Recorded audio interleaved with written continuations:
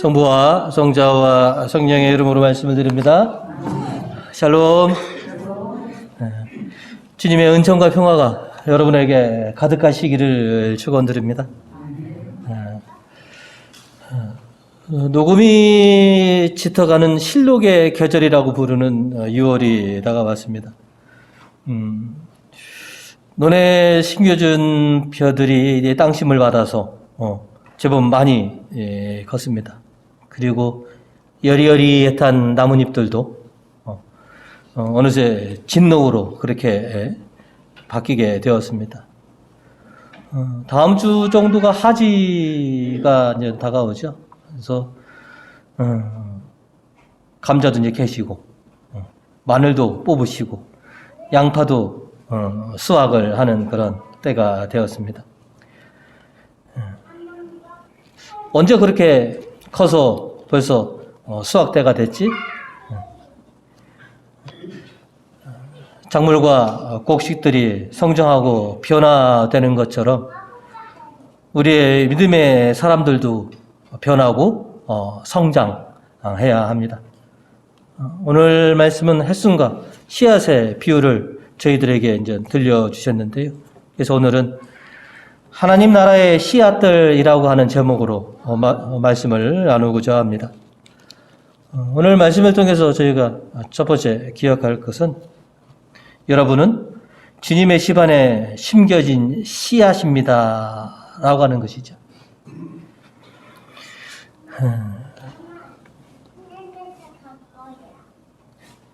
농사를 짓다 보면 제일 손이 많이 가는 게 무엇이냐라고 한다면 그것은 바로 잡초를 제거하는 겁니다. 잡초는 심지도 않았는데 자꾸만 생기고 어느새 이제 그냥 무럭무럭 크기만 합니다. 그에 비해서 작물은 누군가가 심어야만 자라납니다. 잡초는 심지도 않는데 스스로 자라지만 곡식은 스스로 자랄 수가 없고 누군가가 심고 가꾸어야지만이 우리가 결실을 볼 수가 있습니다.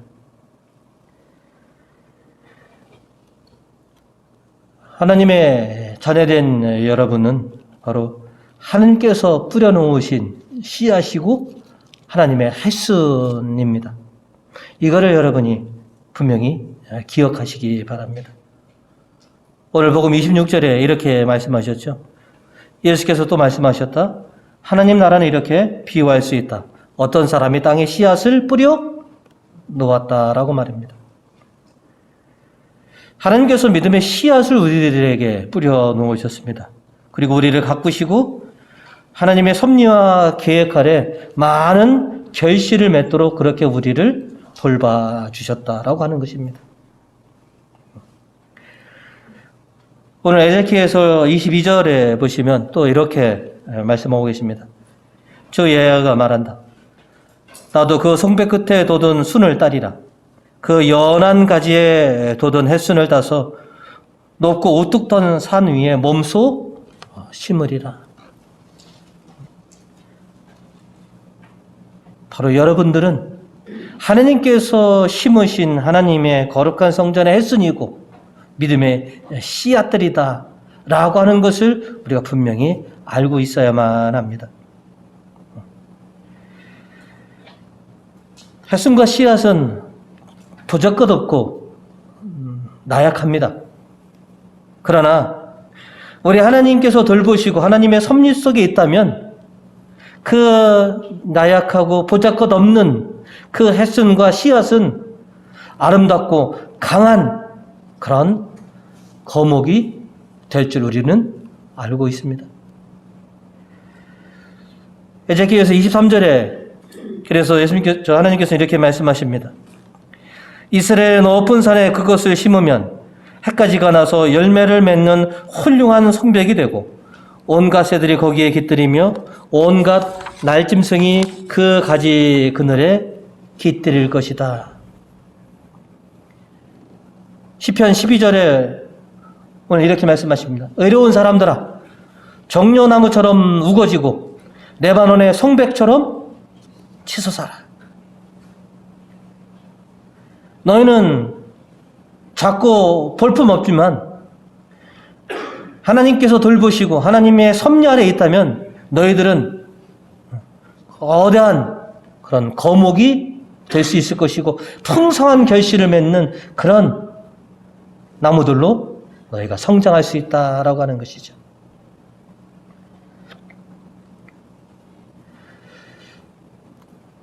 신자들뿐만 아니라 세상 사람들이 좋아하는 말씀 중에 뭐냐면 시작은 미약하나 끝은 창대하리라 라고 하는 말을 굉장히 좋아합니다. 근데 우리 성경에는 직접적으로 뭐라고 기록되어 있느냐면 이 말씀이 욥기 8장 7절에 기록되어 있습니다. 자, 나중에 여러분들이 이제 집에 가셔서 찾아보시면 처음에는 보잘것없겠지만 나중에는 훌륭하게 될 것일세라고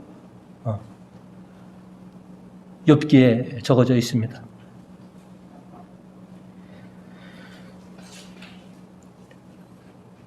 우리는 자꾸 나약하고 볼품 없는 것처럼 그렇게 보입니다. 그러나 하나님의 사랑과 하나님의 계획과 하나님의 섭리 속에서 우리가 자라게 된다면 정말 아름드리 나무가 되고 정말 풍성한 결실을 맺는 그런 나무로 우리가 얼마든지 자랄 수 있는 소지가 우리 안에 있다라고 하는 것입니다.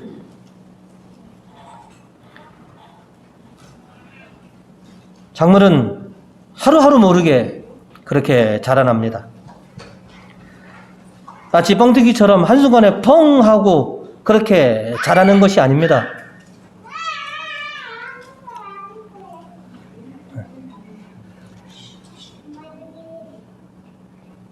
우리가 알게 모르게 작물은 하루가 변하고 그렇게 성장을 합니다. 그것이 하나님의 사랑이고 하나님의 섭리고 하나님의 가꾸심입니다. 오늘 복음 27절 이렇게 말합니다.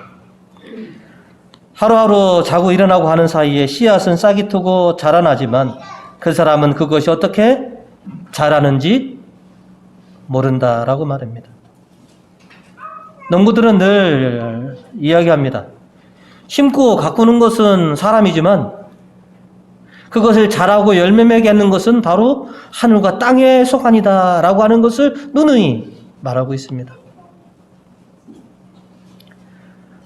바오로 사도도 이렇게 말씀을 하셨습니다. 고린도 전서 3장 6절에서 7절에 이렇게 말씀하셨는데요.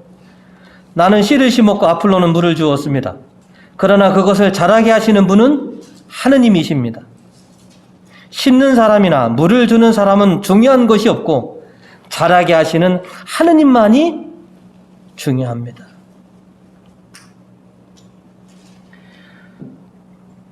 보잘것없고 나약했던 우리의 작은 이 신앙들을, 작은 이 씨앗들을 하느님께서 돌보시고 가꾸셔서 우리로 하여금 큰 거목이 되고 풍성한 결실을 맺도록 그렇게 섭리하신다라고 하는 것이죠. 그러니 생명의 근원이시고 만물의 주관자이신 하느님에게 모든 것을 우리가 맡기고 그저 변화하고 성장하는 그런 신앙인이 되도록 우리가 노력을 기울여야 한다 하는 것이죠. 모처럼 나는 하느님께서 이 땅에 심으신 하느님의 햇순이요 씨앗입니다. 나는 무럭무럭 변하고 성장하여서 큰 거목과 풍성한 결실을 맺는 그런 나무가 될 줄 믿습니다라고 그렇게 고백하고 그렇게 희망하시는 우리 교우님들이 되시기를 간절히 바라겠습니다. 오늘 말씀을 통해서 저희가 기억하는 두 번째 것은 믿음의 씨앗은 변하고 발전해야 된다 하는 것입니다. 생명의 근원이시고 만물의 주관자이신 하나님께서 가꾸시고 돌봐주십니다. 하지만 모든 것을 다 하나님께 다 맡기고 그저 손 놓고 우리가 가만히 있을 수는 없다라고 하는 것이죠. 우리 스스로도 변하고 발전하고자 하는 그런 무언가를 우리가 실행을 해야 한다라고 하는 것이죠. 그저 하나님만 믿고 나는 아무것도 하지 않는다면 아무런 결실이 없을 것입니다.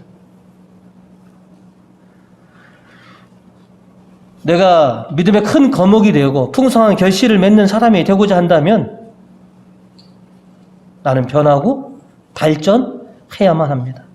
스스로 희망을 두고 무언가를 하고자 하는 그런 수고와 노력을 우리가 기울여야만 합니다. 여러분이 자주 들으셨던 말씀이 있습니다. 하늘은 스스로 돕는 자를 돕는다. 여러분 이 말은 100번 맞으시죠? 스스로 무언가를 갈망하고 무언가를 하고자 하는 자에게 하늘은 축복을 주신다라고 하는 것이죠. 이게 이제 보면 이 말이 어디서부터 나왔나라고 찾아보니까요. 주역에 이게 실려 있다고 합니다. 뭐라고 하냐면 하늘은 스스로 돕는 자를 돕는다가 뭐냐면 자천우지라고 하는 그런 말이라고 합니다. 뭔가 하고자 하고 뭔가 갈망하는 자에게 하늘도 그렇게 응답한다라고 하는 것이죠.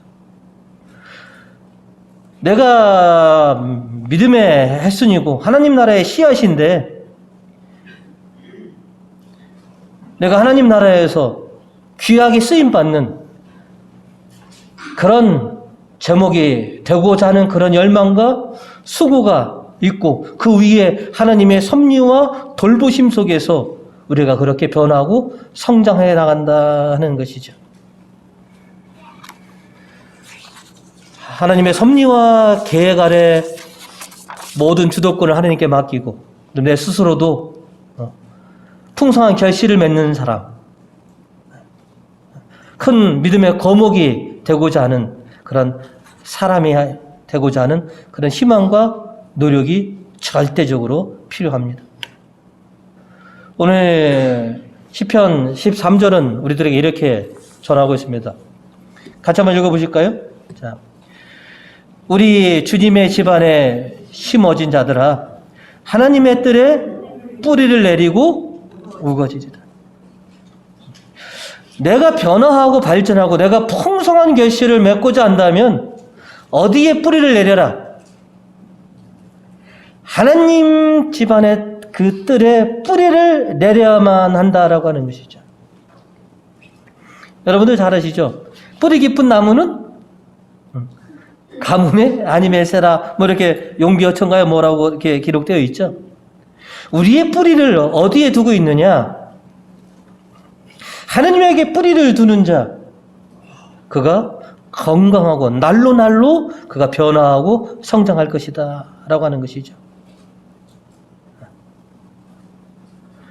신자는 무엇으로 변화하고 무엇으로 발전하느냐? 두말할 것 없습니다. 믿음으로 신자는 변화하고 믿음으로 신자는 발전을 합니다. 그리고 그 믿음이 결국은 풍성한 결실을 우리에게 가져다 주고 있습니다. 오늘 이독서 7절과 16절과 17절에 그래서 이렇게 전하고 있습니다. 사실 우리는 보이는 것으로 살아가지 않고 믿음으로 살아갑니다. 그러므로 우리는 이제부터 아무도 세속적인 표준으로 판단하지 않을 것입니다.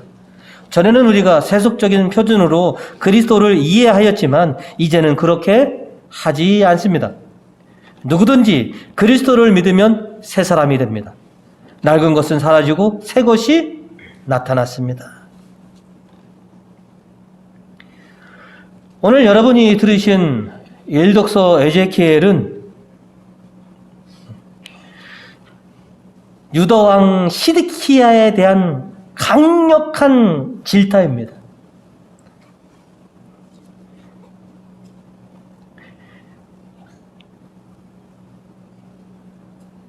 유다가 국난에 휩싸였습니다. 바빌론이 아주 그냥 마음 먹고 유다를 쑥대밭으로 만들려고 그렇게 다시 침공을 합니다. 유다의 왕 시드키야 왕은 이 국난을 어떻게 극복해낼까? 그의 선택은 저 아프리카에 있는 이집트도 이제 강대국이었으니까요. 그 이집트에 의존해서 이 국난을 좀 이겨버리라. 그래놓고 열심으로 이집트에서의 도움을 청합니다. 그러나 그가 하지 않은 것이 무엇이냐? 하나님을 찾고 하나님을 의지하지 않았습니다. 그래서 에제키엘 예언자가 너는 왜 이 국난 앞에서 하나님을 의지하지 않고 이집트를 의지해서 이 모든 것을 이겨내려고 하는 그런 누를 범하고 있느냐? 시드키야가 저질린 이 실수는 우리가 일상 속에서 비일비재하게 실은 하는 일들입니다. 그죠? 우리가 흔히도 그러죠. 법보다는 뭐가 가깝다고? 그래서 법이 있음에도 불구하고 그 주먹에 우리가 휘둘리는 경우가 있습니다.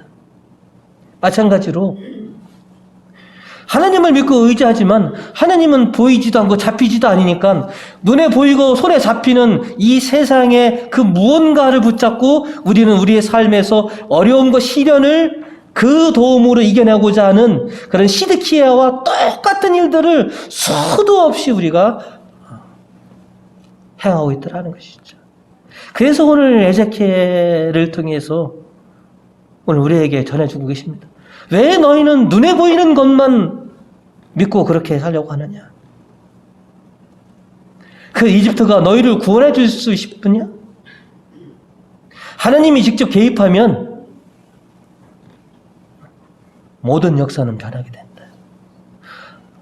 힘들고 어려울수록 야훼 하나님을 의지하여라.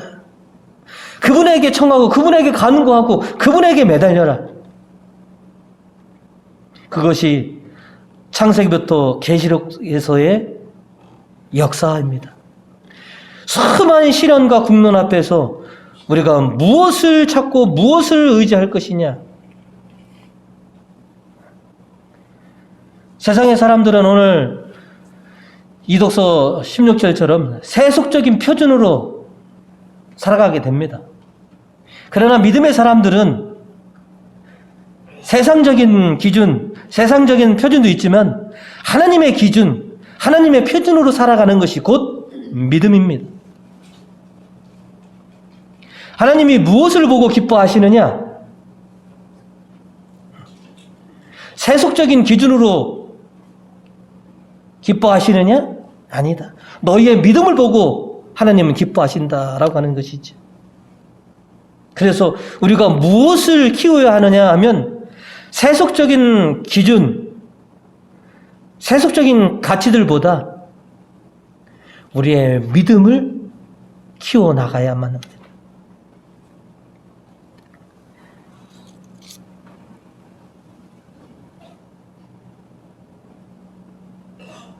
우리가 참으로 신앙생활하면서 가장 어려운 숙제 중에 하나가 바로 이것입니다.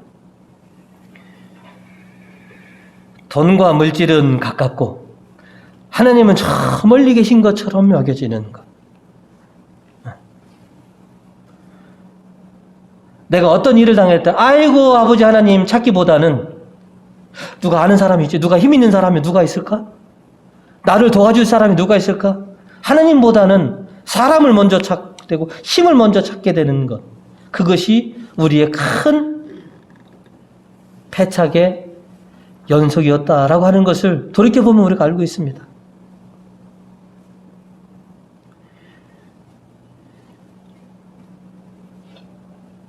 우리가 큰 하나님 나라의 거목이 되는 것, 풍성한 결실을 맺는 것, 그것은 바로 우리의 믿음에 달려 있습니다.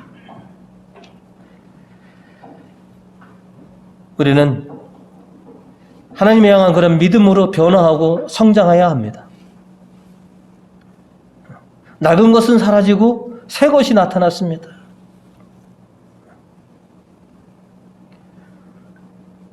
몇 주 전에도 말씀드렸죠. 오늘 여러분이 성당에 들어오실 때 성수를 찍으면서 기도하실 때 뭐예요? 죄의 잘못을 씻으시고 세례의 은총이 뭡니까? 하나님이 나를 새 사람이 되게 하셨다. 죄의 고백을 통해서 하나님의 축복을 뭡니까? 네가 죄를 통하였으니 너는 이제 새 사람이 되었다. 여러분, 지난주보다 여러분 새로운 사람이 되셨습니까? 우리가 가장 참 안타까운 사람이 오늘이 어제 같고 내일도 오늘 같은 인생이 가장 뭐예요? 답답한 인생 아니겠습니까? 어제보다는 오늘, 오늘보다는 내일이 더 기대가 되는 그런 인생. 그죠? 바로 우리들의 그런 인생이더라. 왜? 하나님은 우리를 늘 새롭게 하시는 분이기 때문에 그렇습니다. 똑같은 미사요? 지난주 미사 드렸으니까 오늘도 미사 드려, 이번 주 미사 드리고 똑같은 미사를 드렸다? 어디 똑같은 미사가 있다고 여러분 나옵니까? 똑같은 미사는 없습니다. 늘 새롭게 우리에게 은총을 부어주시는 이 미사만이 존재합니다.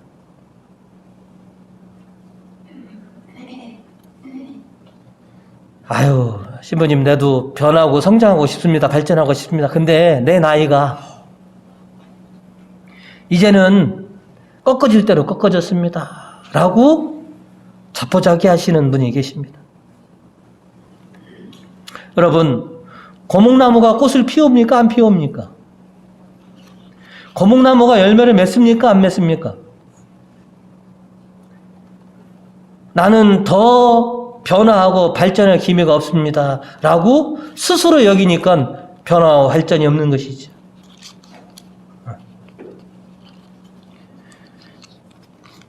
우리 요 면내에는 보호수가 없죠? 좀 외곽 동네 애들만 있는데 여러분 보호수를 보시면 몇백 년 된 그런 수령들이 봄이 되면 뭐예요? 푸릇푸릇하게 새싹을 피웁니다. 그리고 우리나라에서 가장 오래된 은행나무라고 일컬어지는 그죠? 뭐 1000년 된 은행나무가 매년 은행을 맺습니까? 안 맺습니까? 1000년 동안 맺었으면 이제 그만 맺어도 뭐라고 하지 않겠지만 여전히 뭐예요? 해마다 열매를 맺습니다. 여러분 이렇게 보시면 최소한 몇십 년, 수십 년 그렇게 신앙생활 하셨고, 그죠? 연세 70 이상 되시면 이제는 내가 더 이상 신앙의 어떤 변화와 발전은 포기하는 경우가 많이 계실 것입니다. 그러나 하나님은 바로 여러분들, 오래된 여러분들의 신앙에 다시 꽃을 피우고 열매를 맺게 해주실 수 있습니다. 오늘 시편 마지막 절을 같이 한번 읽어보실까요? 자, 늙어도 여전히 열매를 맺으며 물기 또한 마르지 말고 항상 푸르러라. 내가 나이가 많다고 믿음이 자라지 않는 것이 아닙니다. 내가 늙었다고 내 믿음이 성장하지 않는 것은 아닙니다. 내가 하나님에게 이쁨 받는 그런 자녀가 되고자 한다면, 그런 여러분의 희망이 있다면 얼마든지 여러분 지금보다 더 변화되고 더 성장할 수 있습니다.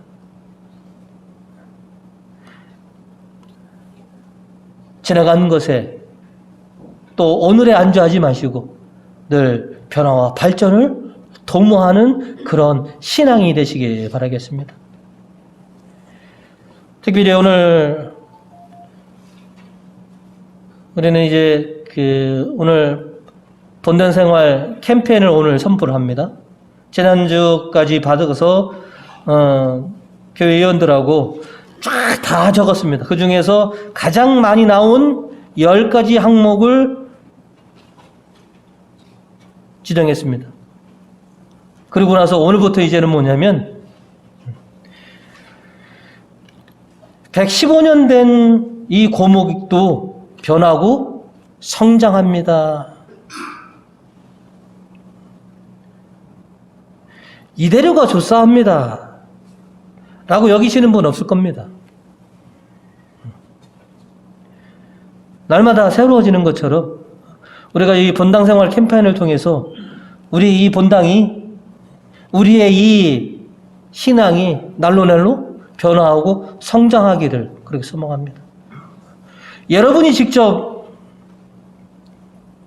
다 적으신 것들입니다. 인위적으로 세운 거 하나도 없습니다. 그 중에서 가장 많이 나온 것, 여러분이 가장 바라는 것 10가지를 선정을 했고 그것을 그래서 오늘 본당생활 캠페인이라고 해서 오늘 선포를 합니다. 열과 성을 다해서 여러분이 여러분에 의해서 전개되고 여러분에 의해서 실행됨을 통해서 우리의 교회가 변화하고 성장하기를 그렇게 바랍니다.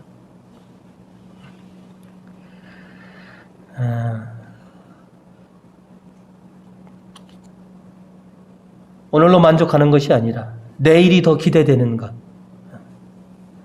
수십 년 신앙생활을 했지만 그 어느 해보다도 더 활기 넘치는 그런 믿음의 생활을 할 수 있도록 여러분이 안주하지 아니고 그냥 도전하시면 됩니다. 이 나이에 무엇을 하리요? 그 나이에도 충분히 할 수 있습니다. 나이 80, 90에서도 얼마든지 변하고 성장하실 수 있습니다. 여러분이 열심으로 그렇게 변하고자 하는 그런 욕망을 가지신다면 생명의 근원이시고 만물의 주관자이신 하나님께서 섭리하셔서 여러분을 날로 날로 새롭게 여러분을 거듭나게 해 주실 것입니다. 내가 누구에게 이쁨을 받을 것인가? 바로 나의 행동이, 나의 믿음이 하나님께 기쁨이 되는 그런 신앙생활을 하시는 우리 교우님 되시기를 주님의 이름으로 축원드립니다.